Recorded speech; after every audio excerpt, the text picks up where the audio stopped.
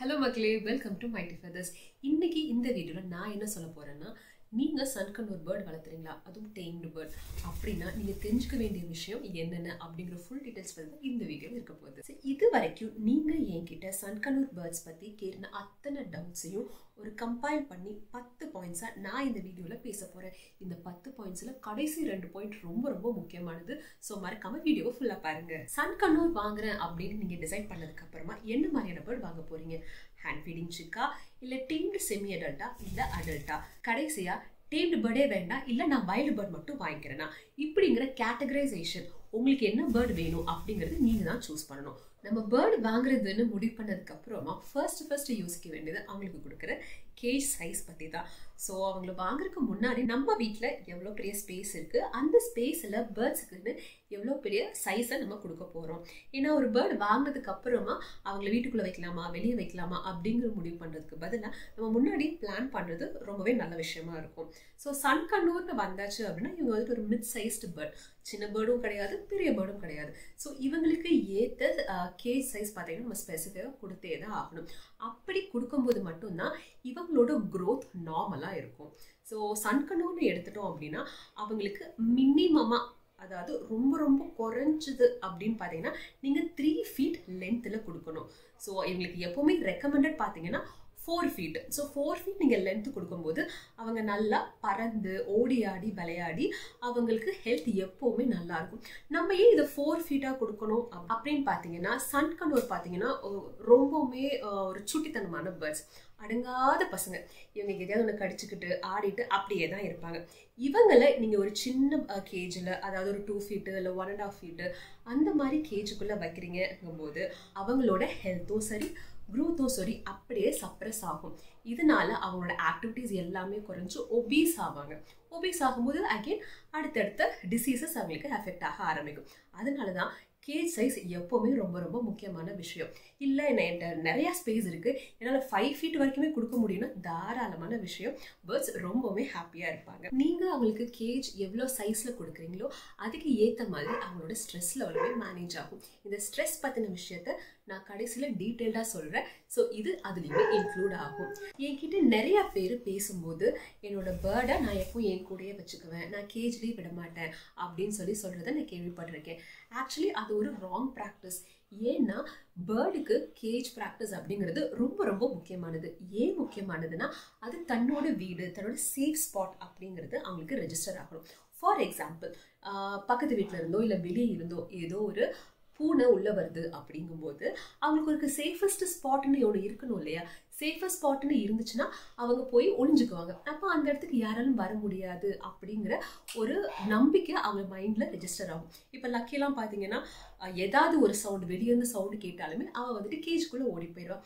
அது எதனாலன்னா அதுதான் அவளோட வீடு அப்படின்னு அவங்களுக்கு தெரியணும். ஸோ கேஜ் ப்ராக்டிஸ் ரொம்ப ரொம்ப முக்கியம். ஸோ இப்போ சன்கன்னூருக்கு கேஜஸ்னு வரும்போது எந்த மாதிரியான மெட்டீரியல்ஸ், அதாவது மெஷ்ஷில் பண்ணலாம் அப்படின்னா எது பெஸ்ட் அப்படிங்கும்போது, நீங்கள் நார்மலாக பெட் ஷாப்ஸ்லாம் நீங்கள் பார்க்கும்போது சைனா மெஷ் அப்படின்னு சொல்லிட்டு தான் கேஜஸ் விற்பாங்க. இன்னொன்று இந்தியன் மெஷ். இந்தியன் மெஷ்னா பாக்ஸ் மெஷ்ன்னு சொல்லுவோம். ஸோ இது ரெண்டுத்துக்கும் என்ன டிஃப்ரென்ஸ்னு பார்த்தீங்கன்னா, சைனா மெஷ் கேஜ் வந்து நீங்கள் நார்மல் பெட் ஷாப்ஸ்லேயே அவைலபிள் இருக்கும். இதுவே இந்தியன் பாக்ஸ் மெஷ் அப்படின்னா அது வந்து நீங்கள் சொல்லி ஆர்டர் பண்ணி தான் செய்கிற மாதிரி இருக்கும். இது ரெண்டில் எது பெஸ்ட் அப்படின்னா எப்போவுமே இந்தியன் பாக்ஸ் மெஷ் தான் பெஸ்ட். ஏன் பெஸ்ட் அப்படின்னா பாக்ஸாக இருக்கிறதுனால பேர்ட்ஸ் வந்துட்டு அவங்களோட கிளாஸ் வச்சு இப்படி பிடிச்சு தான் ட்ரெக் பண்ணுற மாதிரி தான் ஏறுவாங்க. ஸோ அப்படி பிடிச்சு ஏறும்போது அவங்களோட காலில் வந்துட்டு நல்லா சர்க்குலேஷன், பிளட் சர்க்குலேஷன் நடக்கும். ஸோ அது அவங்களுக்கு நல்லா healthy. And Indian box mesh பார்த்தீங்கன்னா கஸ்டமைசபிள் கூட. ஸோ சைனா மெஷ் கேஜ் வந்துட்டு அதில் இருக்கிற ஒரு ஃபிக்ஸட் ஸ்டாண்டர்ட் சைஸஸ் தான் இருக்குது. பட் இதுவே நீங்கள் இந்தியன் பாக்ஸ் மெஷ்னு வரும்போது நமக்கு ஏற்ற மாதிரியான சைஸஸ் நம்ம கஸ்டமைஸ் பண்ணிக்கலாம். ஸோ இது வந்துட்டு ஒரு ரோல் வாங்கிட்டு வந்தீங்கன்னா நம்மளே கூட செஞ்சுக்கலாம். இல்லை நம்ம செய்கிற அளவுக்கு நமக்கு டைம் இல்லை அப்படிங்கும்போது நிறைய பேர் செஞ்சு தராங்க. மேனுஃபேக்சரர்ஸும் இருக்காங்க, இல்லை ஸ்மால் இண்டஸ்ட்ரீஸ்லையும் இவங்க செஞ்சு தரவங்க இருக்காங்க. ஸோ நீங்கள் ஃபார்ம்ஸ் கிட்ட கேட்டாலே அவங்க உங்களுக்கு ஹெல்ப் பண்ணுவாங்க. இது வரைக்கும் கேஜ் சைஸை பற்றி பார்த்தோம். இப்போ கேஜுக்குள்ளே வைக்கிற பொருளை பற்றி பார்க்கலாம். ஸோ கேஜுக்குள்ளே வைக்கிறதுல ரொம்ப முக்கியமான விஷயம் எதுன்னு பார்த்தீங்கன்னா பர்ச். ஸோ அவங்க பிடிச்சி நிற்கக்கூடிய அந்த குச்சி. வெளியே சைனா கேஜ் வாங்கும்போது அதுலேயே ஒரு ரவுண்டடான ஒரு பர்ச் தருவாங்க. அது சின்ன பேர்ட்ஸுக்கு ஓகே. பட் இவங்கள மாதிரியான மீடியம் டு ஹெவி சைஸ் பேர்ட்ஸ்னு வரும்போது பர்ச் சைஸில் நம்ம கொஞ்சம் கான்சன்ட்ரேஷன் கொடுக்க தான் வேணும். எதனால அப்படின்னா அவங்களோட காலு தான் பேர்ட்ஸுக்கு வந்துட்டு ரொம்ப முக்கியம். ஏன்னா அதுதான் அவங்களோட ஃப்ளையிங்க்கும் ஹெல்ப் பண்ணுது அண்ட் அவங்களோட வெயிட்டை பிடிச்சுக்கிறதுக்கும் ஹெல்ப் பண்ணுது. ஸோ கால் ரொம்ப ரொம்ப முக்கியம். ஸோ பர்ச் நம்ம ஒரே பர்ச் கொடுக்கும்போது அவங்க இப்படியே பிடிச்சிக்கிட்டே இருப்பாங்க. ஸோ ஒரு கட்டத்தில் நம்ம பர்ச்சே மாற்றலைங்கும் போது அவங்களோட கால் சைஸ் இருக்குது பார்த்தீங்களா, இதே மாதிரியே இருக்க ஆரம்பிச்சிடும். ஸோ நம்ம டிஃப்ரெண்ட் சைஸ் ஆஃப் பர்ச்சேஸ் கொடுக்கும்போது இப்போ நம்ம கடையில இருந்தும் சில பர்ச்சேஸ் வாங்கலாம். வீட்டுக்கு பக்கத்தில் இருக்க மரத்தில் இருக்கிற குச்சிங்க இருக்குது பார்த்தீங்களா, அது மூலிமா நம்ம பர்ச்சேஸ் வந்துட்டு அவங்க கேஜில் வைக்கும்போது ஒவ்வொன்றும் ஒவ்வொரு சைஸில் இருக்கும். அதனால அவங்களுக்கு காலில் எந்த டேமேஜஸ் அண்ட் இன்ஜுரியும் ஆகாது. அண்ட் முக்கியமாக நீங்கள் மரத்துலேருந்து குச்சி எடுத்து பர்ச் செஞ்சு நீங்கள் வைக்கிறீங்க அப்படின்னு நினச்சிங்கன்னா நீம் ஸ்டிக்ஸ் இருக்குது பார்த்தீங்களா, நீம் மரத்தில் வரக்கூடிய குச்சிங்க ரொம்ப ரொம்ப ரெக்கமெண்டபிள் அண்ட் அவங்களுக்கு ஹெல்த்தியும் கூட. அடுத்ததாக கேஜுக்குள்ளே வைக்க போகிற டாய்ஸ் தான். ஸோ சன்கர்னோர்ஸுக்கு நீங்கள் டாய்ஸ் கொடுக்கறது ரொம்ப ரொம்ப முக்கியம். டாய்ஸ் எதுக்காக கொடுக்குறோன்னா அவங்க கடிச்சு பிச்சு போடுறதுக்காக மட்டும்தான். ஸோ நீங்கள் ஒரு நாள் டாய் வாங்கி வைக்கிறீங்க அப்படின்னா அது ஒரு வாரத்தில் அங்கே கடிச்சு போட்டாலும் பிரச்சனையே இல்லை, அதுதான் நல்ல ஹெல்த்தியான சைன். ஸோ அவங்க கடிச்சு போடுறாங்க அப்படின்னா நம்ம என்ன மாதிரியான டாய்ஸ் கொடுக்கணும்? வெறும் உட்டன் டாய்ஸ் மட்டும்தான். ஸோ சூவபிள் உட்டன் டாய்ஸ் இது மட்டும் தான் சன்கர்னோர்ஸ்க்கு கொடுக்கணும். டாய்ஸ்னு சர்ச் பண்ணும்போது நிறைய பிளாஸ்டிக் மெட்டீரியல்ஸும் ஃபைபர் மெட்டீரியல்ஸும் கிடைக்கும். தயவு செய்து அதை வாங்காதீங்க. ஏன்னா சன்கர்னோர்ஸ் பார்த்தீங்கன்னா அவங்களுக்கு நார்மலாகவே கடிக்கிற டெண்டன்சி இருக்கிறதுனால நீங்கள் பிளாஸ்டிக்கையும் ஃபைபரையும் வைக்கும்போது அது கடிச்சாங்கன்னா கண்டிப்பாக அதோட துகள்கள் வந்துட்டு அவங்களோட வயிற்றுக்குள்ளே போகும். அதுவே கிராப் இன்ஃபெக்ஷனுக்கு பிகினிங் ஸ்டேஜாக இருக்கும். ஸோ அதனால் எப்போவுமே உட்டன் டாய்ஸ் நீங்கள் ப்ரிஃபர் பண்ணலாம். அண்ட் உட்டன் டாய்ஸ்னு போகும்போது and neem stick, eucalyptus sticks, blueberry sticks இதெல்லாம் ரொம்ப ரொம்ப ஹெல்த்தியான ஒரு விஷயம். ஸோ டாய்ஸ்ன்னு நீங்கள் தேடும்போது ஆன்லைனில் நிறையா டைப்ஸ் ஆஃப் உட்டன் டாய்ஸும் அவைலபிள் தான். அதில் வெறும் உட்டால் செய்யப்பட்ட டாய்ஸ் தான் ரொம்ப ரொம்ப ரெக்கமெண்டபிள். ஸோ இதில் கொக்கோ ஃபைபர்னு ஒரு விஷயம் இருக்குது. கொக்கோ ஃபைபர் அப்புறம் தேங்காய் நாரில் செஞ்ச சில டாய்ஸும் இருக்குது. இதெல்லாம் நம்ம எப்போ ஒரு பேர்டுக்கு கொடுக்கலான்னா அவங்க அடல்ட் ஸ்டேஜ், அவங்களோட நெஸ்டிங் மெட்டீரியலாகவும் அவங்க நல்லா வளர்ந்த பேர்டு அப்படிங்கும் போது மட்டும்தான் இந்த கொக்கோ ஃபைபரை கொடுக்கலாம். நீங்கள் சின்ன பேர்டுக்கு இந்த கொக்கோ ஃபைபர் தேங்காய் நார்லாம் கொடுக்குறீங்க அப்படின்னா அவங்களுக்கு இது என்னன்னு தெரியாமல் அது போய் கடிச்சு முழுங்கற்கு ட்ரை பண்ணுவாங்க. அது ஒருவேளை சாப்பிட்டாங்கன்னா அது டைஜஷனே ஆகாது. கண்டிப்பாக பெட்கிட்ட கூட்டிகிட்டு போக வேண்டிய நிலைமை ஏற்பட்டுரும். அதனால எப்போவுமே சின்ன பேர்ட்ஸுக்கு நம்ம கொக்கோ ஃபைபரால் ஆன தேங்காய் நாரில் ஆன எந்த ஒரு டாய்ஸையும் கொடுக்க வேண்டாம். கொக்கோ ஃபைபர்ஸ் நம்ம எதுக்கு யூஸ் பண்ணுவோம் அப்படின்னா அது வெறும் நெஸ்டிங் மெட்டீரியலுக்காக மட்டும்தான். ப்ரீடிங் டைமில் பேர்ட்ஸுக்கு நெஸ்ட் பண்ணுறதுக்காக கொடுக்க வேண்டிய விஷயம் மட்டும்தான். ஸோ அந்த டாய்ஸ் வந்து தயவு செய்து அந்த டாயை வாங்காதீங்க. அடுத்ததாக கேஜ்குள்ளே வைக்கிற food bowls and water bowls. So இதோட கிளென்லினஸ் ரொம்ப ரொம்ப முக்கியம். சன்கர்னோர்ஸோட கேஜ் எப்போவுமே வீக்லி ட்வைஸ் இல்லை த்ரைஸ் நீங்கள் க்ளீன் பண்ணியே ஆகணும். ஏன்னா அவங்களுக்கு ஹைஜீன் ரொம்ப ரொம்ப முக்கியம். அண்ட் அவங்களோட ஃபுட் பவுல்ஸுமே பார்த்தீங்க அப்படின்னா நீங்கள் தினமும் அந்த சீடை சலிச்சு வைக்கணும். ஏன்னா அவங்க சாப்பிட்டது சில தொழிலாம் போட்டு வச்சுருப்பாங்க அந்த ஷெல்ஸ் எல்லாம். ஸோ அதெல்லாத்தையும் ரிமூவ் பண்ணி வச்சிங்கன்னா மட்டும்தான் மற்ற சீட்ஸை சாப்பிடுவாங்க. சில சன்கர்னோர்ஸ்னால் பார்த்தீங்கன்னா அப்படியே சாப்பிட்றங்கிற பேரில் இல்லை தட்டி விட்டுருவாங்க, த்ரோ பண்ணி விடுவாங்க, ஸ்ப்ளிட் பண்ணி விட்டுருப்பாங்க. வெறும் கொஞ்சம் மட்டும்தான் அவங்களோட ஃபுட் பவுல்லே இருக்கும். இது எதனாலனா நீங்கள் ஜாஸ்தியாக ஃபுட்டு வைக்கிறதுனாலையும் அண்ட் உங்கள் பேர்டு வந்துட்டு ரொம்ப சூஸியாக இருக்கும். நான் இந்த சீட் தான் சாப்பிடுவேன், இந்த சீட் சாப்பிட மாட்டேன் அப்படின்னு சொல்லிட்டு வச்சுருவாங்க. ஸோ அந்த மாதிரி டைமில் என்ன பண்ணணும்னா அவங்களோட ஃபுட் பவுலில் வெறும் பாதி மட்டும் தான் நீங்கள் போட்டு வைக்கணும். அண்ட் அகெயின் அவங்க சாப்பிடாத சீடை திருப்பியும் நீங்கள் சலிச்சு வெறும் அந்த சீட்ஸை மட்டும் திருப்பி நீங்கள் வைக்கணும். எப்போவுமே ரீஃபில் பண்ணி வைக்காதீங்க. சாப்பிட்டு முடிச்சதுக்கப்புறமா புது சீட்ஸை வைங்க. அண்ட் வாட்டர் பார்த்தீங்கன்னா தினமும் ரெஃப்ரெஷ் பண்ணணும். நீங்கள் காலையில் வைப்பீங்க அண்ட் ஈவினிங் எடுத்துருவீங்க. அடுத்த நாள் திருப்பியும் அந்த ரொட்டீன் போகும். இந்த ஹைஜீனாக நம்மளோட பேர்டோட கேஜை வச்சுக்கும் போது அவங்களுக்கு எந்த ஒரு இன்ஃபெக்ஷனும் ஏற்படாது. அண்ட் முக்கியமாக நம்ம வெட்கிட்ட கூட்டிகிட்டு போக வேண்டிய அவசியம் இருக்காது. அண்ட் நீங்கள் உங்களோட பேர்டை நீங்கள் ட்ரெயின் பண்ணணும்னு நினச்சிங்கன்னா அவங்களுக்கு ட்ரீட்ஸ் ரொம்ப ரொம்ப முக்கியம். ட்ரீட்ஸ் அப்படின்னா என்ன, எதுவாக கூட இருக்கலாம். ஆனால் உங்கள் பேர்டுக்கு அது பிடிச்சிருக்கணும். பிடிச்ச ஒரு விஷயத்த நம்ம கூட இருக்கும்போது மட்டும்தான் கொடுக்கணும்.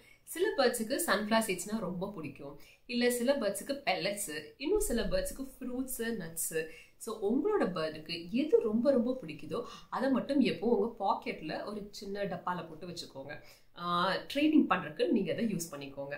இப்போ பறந்துக்கிட்டே இருப்பாங்க பேர்டு, திடீர்னு அவங்க பேர் சொல்லி கூப்பிடும்போது நம்மக்கிட்ட வந்து உட்காந்தாங்கன்னா அப்போ நீங்கள் அந்த ட்ரீட்டை உடனே கொடுக்கணும். அப்போ அவங்களுக்கு என்ன தோணும்னா, ஓகே அங்கே போனால் ட்ரீட் கிடைக்குது அப்படின்னு சொல்லிட்டு அவங்க அதைவே திரும்ப திரும்ப செய்ய ஆரம்பிப்பாங்க. அண்ட் சன்கர்னர் பார்த்தீங்கன்னா லிட்டரலாக அவங்களுக்கு கொஞ்சம் அறிவு ஜாஸ்தி, ஐக்யூ ஜாஸ்திங்கிறதுனால நீங்கள் என்ன பண்ணுறீங்க, நீங்கள் என்ன செஞ்சால் கொடுப்பீங்க, உங்களை பண்ண வைக்கிறதுக்கு என்னெல்லாம் பண்ணலாம் அப்படிங்கிற எல்லாத்தையும் நல்லா திட்டம் போடுவாங்க. அதனால இவங்க ட்ரீட்ஸ் ரொம்ப ரொம்ப முக்கியம். சன் கண்ணூர் நம்ம கிட்ட சில பிஹேவியரல் சேஞ்சஸ் காட்டுவாங்க, நம்ம கிட்ட இன்ட்ராக்ட் பண்ண ட்ரை பண்ணுவாங்க. ஸோ எப்பவுமே நம்ம சன் கண்ணூர் கிட்ட நிறைய பேசிக்கிட்டே இருந்தால் அவங்களுக்கு ரொம்ப ரொம்ப பிடிக்கும். அவங்களுக்கு என்ன வேணுங்கிறத நம்ம கிட்ட கன்வே பண்ணுறதுக்கு அவங்க ட்ரை பண்ணுவாங்க. ஸோ ஹேண்ட் ஃபீடிங் சிக்காக இருக்கும்போது அவங்களோட ஃபெதரை நம்ம தூக்கி தூக்கி ஃப்ளாப் பண்ணுவாங்க. அது எதுக்குன்னா அவங்களுக்கு பசிக்குது, ஹேண்ட் ஃபீட் பண்ணுங்க அப்படின்னு சொல்லி கேட்கறதுக்காக. அண்ட் நம்மளோட வாயை வந்து கடிப்பாங்க. அது எதுக்குன்னா பசிக்குது, எனக்கு ஃபுட் வேணும் கொடு அப்படின்னு சொல்றதுக்காக தான். அண்ட் அவங்க கரெக்டாக செல்ஃப் ஃபீட் ஆகிற ஸ்டேஜ் என்ன பண்ணுவாங்கன்னா, நம்ம கிட்ட விளையாடும் போது கழுத்து இப்படி இப்படி ஆட்டி ஆட்டி வயிற்றுல இருக்க ஃபுட்டை வாய்க்கு கொண்டு வந்து திருப்பி அதை சாப்பிடுவாங்க. அதுக்கு பேர் ரெகடேஷன் அப்படின்னு அர்த்தம். அது எப்போ பண்ணுவாங்கன்னா, உன்னை எனக்கு ரொம்ப பிடிச்சிருக்கு, நான் அவங்ககிட்ட கம்ஃபர்டபுளாக இருக்கேன் அப்படிங்கும்போது அது பண்ணுவாங்க. அண்ட் சில பேர் என்கிட்ட சொல்லியிருக்காங்க, அவன் பர்டிகுலராக என்கிட்ட வந்தால் மட்டும் ட்ராப்பிங் பண்ணிட்டு போடுறான், வேற எங்கேயும் பண்ண மாட்டேங்கிறான். ஸோ அதுவும் லவ்வை சிம்பலைஸ் பண்ணுறதுக்காக தான். நான் உங்ககிட்ட கம்ஃபர்டபுளாக இருக்கேன் அப்படின்னு காட்டுற ஒரு கெஸ்டர் தான் அது. கேஜில் வந்துட்டு தொங்கிட்டு ஃபெதரை ஷிவர் பண்ணுற மாதிரி ஆட்டிகிட்டே இருப்பாங்க. அது எதுக்குன்னா அட்டென்ஷன் சீக்கிங். நீ என்கிட்ட அட்டென்ஷன் காட்டு, நீ என்கிட்ட டைம் ஸ்பெண்ட் பண்ணல அப்படிங்கிற ஒரு கெஸ்டர் தான். சம்டைம்ஸ் நீங்க கூப்பிட்டா உங்ககிட்ட வராம ஆப்போசிட்ல போய் உட்காந்துட்டு மூஞ்ச திருப்பிட்டு உட்காந்துருப்பாங்க. அது எதுக்கு, நான் உன் மேல கோமா இருக்கேன் அப்படின்னு காட்டுற கெஸ்டர். அண்ட் முக்கியமான விஷயம், சன் கண்ணூர் பாத்தீங்கன்னா ரொம்ப ரொம்ப பொசசிவான பேர்ட். உங்களை அவங்களுக்கு ரொம்ப பிடிச்சிருச்சுன்னா நீங்க அட்டென்ஷன் காட்டலங்கும் போது அவங்களுக்கு அக்ரெஷனும் கூடவே சேர்ந்து வரும். சில பேர் என்கிட்ட சொல்லி கேள்விப்பட்டிருக்கேன், என் பேர்டு வந்துட்டு நான் இருக்கும்போது யாரையும் அட்டாக் பண்ண மாட்டேங்கிறான், நான் இல்லாத போது ஒவ்வொருத்தரையும் போய் அட்டாக் பண்றான், முக்கியமா குழந்தைங்களை அட்டாக் பண்றான். அது எதனால அப்படின்னா, நீங்க அவங்களுக்கு ரொம்ப ரொம்ப பிடிச்சிருக்கு, உங்களோட அட்டென்ஷன் மற்றவங்களுக்கு ஸ்பிளிட் ஆகுதுங்கும் போது அவங்களால அதை ஏற்றுக்க முடியாது. அப்போ அந்த அட்டென்ஷன் நீங்க யாருக்கெல்லாம் கொடுக்குறீங்களோ அவங்கள போய் கொத்துவாங்க, அட்டாக் பண்ணுவாங்க. அண்ட் வளர்ந்த பேர்ட் பார்த்தீங்கன்னா உங்களோட ரிலேட்டிவ்ஸ் யாராவது வீட்டுக்கு வந்தாலும் போய் அட்டாக் பண்ண ட்ரை பண்ணுவாங்க. ஏன்னா இது என்னோட டெரிட்டரி, இதுதான் என்னோட ஃபேமிலி, நீங்க யார் புதுசாக வந்திருக்கீங்கன்னு சொல்லிட்டு அவங்கள போய் அட்டாக் பண்ணவும் ட்ரை பண்ணுவாங்க. ஸோ இதெல்லாமே வந்துட்டு ஒரு பொசசிவ், ஒரு லவ்வோட கெஸ்டர்ஸ் தான். அண்ட் பேர்ட் கூட நீங்க ஒரு ரூம்ல இருப்பீங்க, நீங்க அந்த ரூம் விட்டு வேற ரூமுக்கு போனீங்க அப்படின்னா கத்துவாங்க. அது எதுக்குன்னா உங்களை அவங்களோட ஒரு ஃப்ளாக் மெம்பரா அவங்க வந்துட்டு பார்த்து வச்சிருக்காங்கன்னு அர்த்தம். ஸோ பேர்ட்ஸ் பார்த்தீங்கன்னா எப்பவும் ஒரு பேர்ட் போயிடுச்சுன்னா இவங்களும் கத்திட்டே பறப்பாங்க, அப்படி இல்லைன்னா கத்தி கத்தி கூப்பிடுவாங்க. ஸோ இதோட கெஸ்டர் ஏன்னா நீங்களும் அவங்களோட ஒரு ஃப்ளாக் மெம்பர்னு அவங்க நினைச்சிட்டு இருக்காங்க. இந்த மாதிரி கெஸ்டர்ஸ் உங்க பேர்ட் கிட்ட நீங்க பாக்குறீங்க அப்படின்னா நான் சொன்ன மாதிரி உங்களுக்கு ட்ரீட்ஸ் கொடுங்க, என்கரேஜ் பண்ணுங்க, அவங்க கூட நிறைய விளையாடுங்க, அது அவங்களுக்கு ரொம்ப ரொம்ப பிடிக்கும். ஸோ இதை நீங்க ரிப்பீட்டடா பண்ணும்போது அவங்க இன்னும் உங்ககிட்ட கம்ஃபர்டபுள் ஆகி டான்ஸ் ஆடுறது, பாடுறது, பேசுறதுன்னு போது கொண்டு அவங்க ட்ரை பண்ணுவாங்க. சன் கண்ணூரோட க்ரூமிங் பார்த்தீங்கன்னா மினிமல் தான், பட் நீங்கள் கண்டிப்பாக பண்ணியே ஆகணும். அவங்களோட நெயில்ஸ் வந்துட்டு சீக்கிரமாக வளர்ந்துடும், வீக்லி ஒன்ஸ் ஆச்சு வளர்ந்துடும். ஸோ அது வந்துட்டு கட் பண்ணலாம், இல்லாட்டினா ட்ரிம் பண்ணலாம். நீங்கள் ஒரு 15 days ஒன்ஸ் நீங்கள் அதை ட்ரிம் பண்ணீங்கன்னா அது கரெக்டாக இருக்கும். கட் பண்ணுறதும் ட்ரிம் பண்ணுறதும் ப்ராப்பரான ப்ரொசீஜர் என்னங்கிறத பார்த்துட்டு பண்ணுங்க. ஏன்னா 1 inch நீங்கள் ஜாஸ்தியாக ட்ரிம் பண்ணிட்டாலோ கட் பண்ணிட்டாலோ அவங்களுக்கு ப்ளீட் ஆகிடும். ஸோ அதனால இந்த எட்ஜஸ் இருக்கு இல்லையா, எட்ஜஸை மட்டும் நீங்கள் வந்துட்டு ட்ரிம் பண்ணுங்க. நீங்கள் ட்ரிம் பண்ணி கட் பண்ணி உங்களுக்கு பழக்கம் இல்லை அப்படின்னா பைலர் இருக்குது பார்த்தீங்களா, அந்த பைலரை வச்சு நீங்கள் லைட்டாக ஸ்க்ராட்ச் பண்ணி அதை பிளண்ட் மட்டும் பண்ணி விட்டுடுங்க. ஸோ நிறைய பேர் என்கிட்ட கேட்ட முக்கியமான டாபிக், என் பேர்டை நான் எத்தனை நாளைக்கு ஒரு தடவை குளிக்க வைக்கலாம், எப்படி குளிக்க வைக்கணும், ஷாம்பு எதுவும் யூஸ் பண்ணுமா அப்படின்லாம் கேட்டீங்க. ஸோ இதெல்லாம் எதுவுமே வேண்டாம். அவங்களோட பாடி டெம்பரேச்சர் அவங்களுக்கு மாறும்போது அவங்களே போய் குளிப்பாங்க. சப்போஸ் ஒரு 1 month அவங்க குளிக்கவே இல்லை அப்படிங்கும் போது மட்டும் நீங்கள் அவங்களை கொண்டு போய் டேப் வாட்டர் இருக்குது பார்த்தீங்களா, அதை தண்ணியை திறந்து விட்டால் மட்டும் போதும், அவங்க தண்ணிக்கு டெம்ட் ஆகி அவங்களே போய் குளிச்சிடுவாங்க. இன்னும் சில பேர்ட்ஸ் இருக்காங்க, தினமும் போய் சிங்கில் போய் நின்றுட்டு தண்ணியை பார்த்தும் போய் குளிப்பாங்க, அதுவும் வேண்டாதது. ஸோ ஒரு 1 week ஒன்ஸ் அவங்க குளிச்சாங்கன்னா நல்லது. டெய்லியும் குளிச்சாங்க அப்படிங்கும்போது அவங்க கொஞ்சம் லீனாகவே இருப்பாங்க. ஸோ பேக் பண்ணுறதுக்கு நீங்கள் ஷாம்புவோ இல்லை கண்டிஷ்னர் வேறு எதுவுமே யூஸ் பண்ணாதீங்க. அவங்களுக்கு வேணுங்கிறது வெறும் தண்ணி மட்டும்தான். நீங்கள் ஒரு ஸ்டெப் மேலே போகணும் அப்படின்னு நினச்சா நாட்டு மஞ்சள் இருக்குது பார்த்தீங்களா, அந்த மஞ்சளை மட்டும் நீங்கள் தண்ணியில் கலந்து வச்சிங்கன்னா போதும், அதில் குளிச்சாலே அவங்க ஃப்ரெஷ் ஆகிடுவாங்க. ஸோ இப்போது ரொம்ப ரொம்ப ஒரு முக்கியமான டாபிக் வந்திருக்கோம், சன் கண்ணூருக்கு என்னென்னலாம் சாப்பிட்றதுக்கு கொடுக்கலாம் அப்படிங்கிறது தான். ஸோ சன் கண்ணூருக்கு எப்போவுமே ஃபேட் கண்டென்ட் ஜாஸ்தி உள்ள ஃபுட்ஸ் கொடுக்கணும். ஸோ அதனால தான் இவங்களுக்கு சன் கண்ணூர் மிக்சட் சீட்ஸ் அப்படின்னு ஒன்று இருக்குது. மிக்சட் சீட்ஸில் பார்த்தீங்கன்னா ஒரு 30 to 32 வெரைட்டிஸ் ஆஃப் சீட்ஸை வந்துட்டு மிக்ஸ் பண்ணி வச்சுருப்பாங்க. ஸோ அது ஒவ்வொரு சீசனுக்கும் ஒவ்வொரு ரேஷியோவில் கலந்து வச்சுருப்பாங்க. ஸோ நீங்கள் இதை வந்துட்டு பெட் ஷாப்லேயே நீங்கள் வாங்கிக்கலாம். ஸோ பெட் ஷாப்லேயே அவங்க ஆல்ரெடி இருக்கிற ரேஷியோவில் கலந்து வச்சுருப்பாங்க. ஸோ நீங்கள் அதை வாங்கி அவங்களோட ரெகுலர் ஃபுட்டாக அவங்களோட சீட் பவுல் ஃபுட் பவுல் இருக்கு இல்லையா அவங்களோட கேஜில், அதில் ரெகுலர் ரொட்டீனில் அவங்களோட சீட் பவுலில் எப்போவுமே நீங்கள் வச்சுருப்பீங்க. இது போக வீக்லி த்ரைஸ் இல்லை 4 டைம்ஸ் மட்டும் அவங்களுக்கு ஃப்ரூட்ஸ் வெஜிடபிள்ஸ் நீங்கள் கொடுப்பீங்க. இதெல்லாம் எப்போ கொடுப்பீங்கன்னா மார்னிங் டைமில். ஸோ மார்னிங் டைமில் நீங்கள் அவங்களுக்கு ஒன்று ஃப்ரூட்ஸ் வைக்கலாம், ஒரு நாள் ஃப்ரூட்ஸ் வைக்கலாம், ஒரு நாள் வெஜிடபிள்ஸ் வைக்கலாம். ஸோ இதில் என்னென்ன ஃப்ரூட்டு என்னென்ன வெஜிடபிள்ஸ் வைக்கலாம் அப்படின்னா, வெஜிடபிள்ஸ் வந்துட்டு இங்கே கொஞ்சம் கம்மியாக தான் ப்ரிஃபர் பண்ணுவாங்க. ஸோ வெஜிடபிள்ஸில் நீங்கள் கேரட்டு, பீட்ரூட், ப்ராக்கலி, அப்புறம் முருங்கைக்காய், பம்கின் இதெல்லாமே நீங்கள் வைக்கலாம். இதெல்லாமே ஸ்லைஸ் பண்ணி வைங்க, அப்போ தான் சன்கனூர் வந்துட்டு ஃபுல்லாக சாப்பிடுவாங்க. ஃப்ரூட்ஸ்ன்னு வந்துட்டா சிட்ரிக் ஆசிட் இல்லாத எந்த ஒரு ஃப்ரூட்ஸுமே நீங்கள் கொடுக்கலாம். ஆப்பிள், பனானா, கொய்யாப்பழம், பொமோகிரானட், பப்பாயா இதெல்லாமே நீங்கள் கொடுக்கலாம். கொய்யாப்பழம் இதெல்லாம் சீடோடய நீங்கள் வைக்கலாம், பிரச்சனை இல்லை. மற்ற ஃப்ரூட்ஸில் சீடெல்லாம் ரிமூவ் பண்ணிட்டு வைங்க. ஏன்னா அந்த சில ஃப்ரூட்ஸோட சீட்ஸ் வந்துட்டு அவங்களுக்கு டைஜஷனை கம்மிப்படும். ஸோ அதனால அந்த சீட்ஸை மட்டும் ஃப்ரூட்லேருந்து ரிமூவ் பண்ணிடுங்க. இவங்களுக்கு ஸ்ப்ரவுட்ஸும் கொடுக்கலாம். ஸ்ப்ரவுட்ஸில் பார்த்தீங்கன்னா பச்சைப்பயிறு, கொண்டைக்கடலை, அப்புறம் கோதுமை இதெல்லாம் ஊற வச்சு கொடுக்கலாம். ஆனால் இதுமே கிளைமேட்டிக் கண்டிஷனுக்கு ஏற்ற மாதிரி மாறும். மழை வந்துட்டு இருக்கும் போதும் குளிர் அடிச்சுட்டு இருக்கும் போதும் நீங்கள் இந்த ஸ்ப்ரவுட்ஸை வந்துட்டு நீங்கள் வைக்கக்கூடாது, ஏன்னா டைஜஷனை அது கொஞ்சம் கம்மி பண்ணும். ஸோ அந்த டைமில் வெறும் ஃப்ரூட்ஸ் அண்ட் வெஜிடபிள்ஸ் மட்டும் கொடுக்கறது நல்லது. எப்போவுமே ரெய்னி சீசனில் நீங்கள் ஊற வச்சது எதுவும் நம்ம பேர்ட்ஸுக்கு தரக்கூடாது. இதுவே சம்மர் டைமில் ஹீட் ப்ரொடியூஸ் பண்ணுற எந்த ஃபுட்டும் தரக்கூடாது. அதாவது எக்ஸாம்பிள் கோதுமை. ஸோ பேர்டுக்கு நம்ம இந்த ப்ராப்பரான டயட்டை ஃபாலோ பண்ணிட்டு வரும்போது பேர்ட் நிஜமாலுமே ஹெல்த்தியாக இருப்பாங்க. அண்ட் முக்கியமான விஷயம், நம்ம சமைச்சு சாப்பிடக்கூடிய எந்த ஒரு ஃபுட்டையும் நம்ம பேர்ட்ஸுக்கு தரவே கூடாது. அது அவங்களுக்கு அன்ஹெல்தி கிராப் இன்ஃபெக்ஷன் ஏற்படுத்தும். இதெல்லாம் மீறியும், இதை பற்றி நான் நிறைய வீடியோஸ் போட்டிருக்கேன். ஸோ இதெல்லாம் மீறியும் சில பேர் வந்துட்டு என்கிட்ட சொல்லுதுன்னா என் பேர்டுக்கு சாக்லேட் பிடிக்கும், மேகி பிடிக்கும், சிப்ஸ் பிடிக்கும், ஃப்ரைஸ் பிடிக்கும், சிக்கன் பிடிக்கும் அப்படின்னு நிறையா சொல்லிகிட்டே இருக்கீங்க. ஸோ நீங்கள் பண்ணுறது ரொம்ப ரொம்ப தப்பான விஷயம். இதெல்லாம் பேர்டுக்கு டாக்ஸிக்கான ஒரு விஷயம்.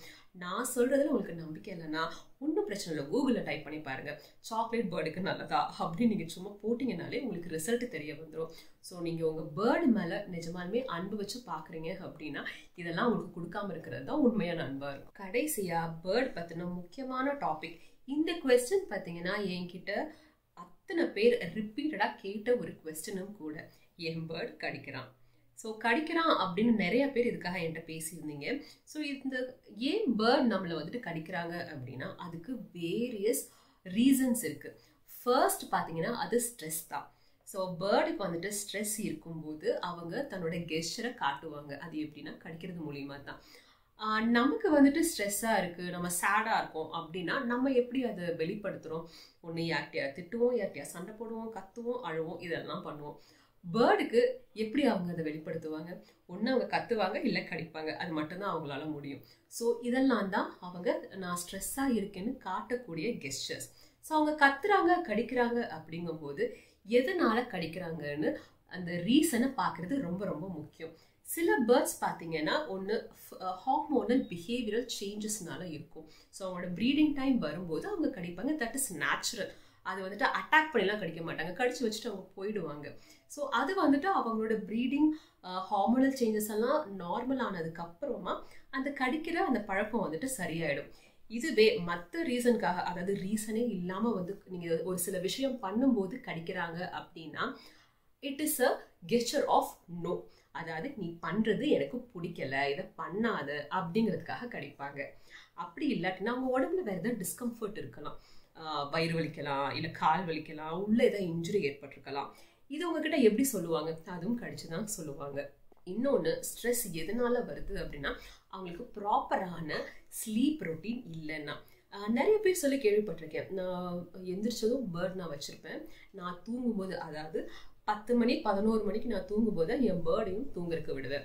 ஸோ இதுதான் அவங்க ஸ்ட்ரெஸ் ஆகிறதுக்கு ரொம்ப ரொம்ப முக்கியமான விஷயம். இந்த ஸ்ட்ரெஸ்ஸு தான் அவங்கள கடிக்கிற வரைக்கும் கொண்டு போய்விடும்.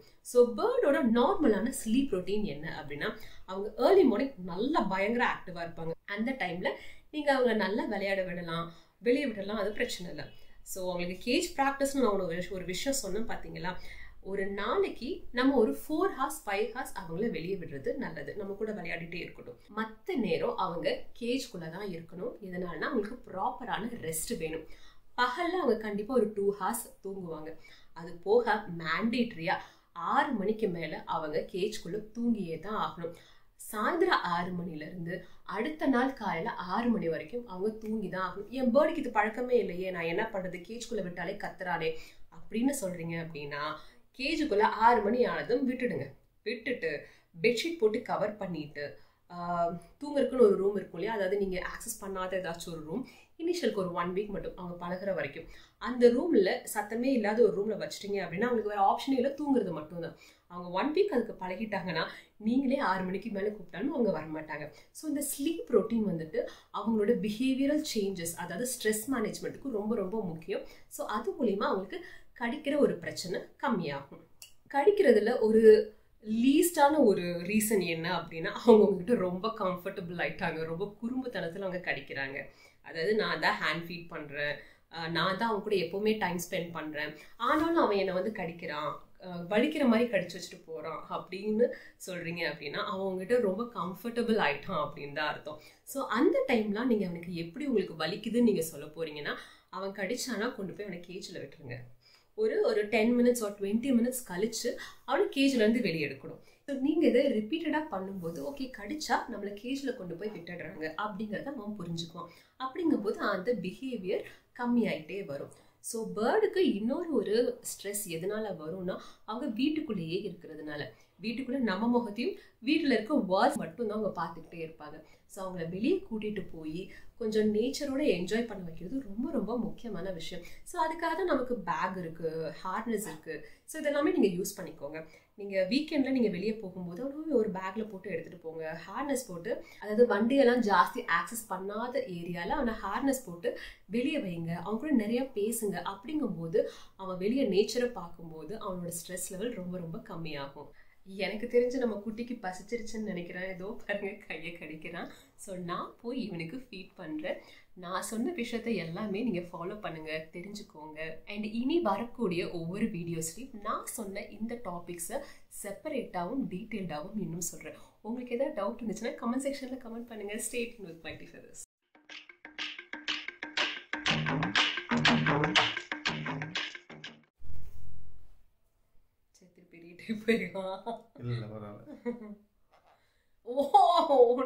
நீ பேசாம ஒரு இடத்துல இரு. ஹலோ சொல்லு.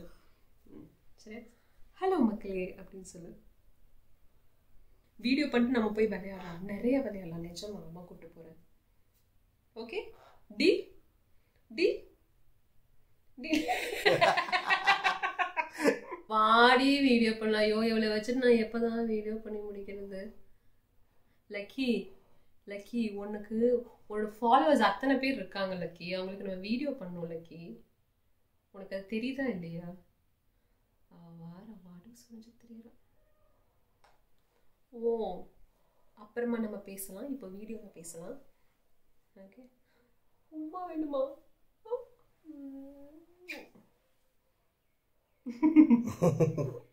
இப்போ 2 பேரும் மாற்றி மாற்றி உமா கொடுத்துட்டே இருந்தா யார் வீடியோ பண்ணுறது?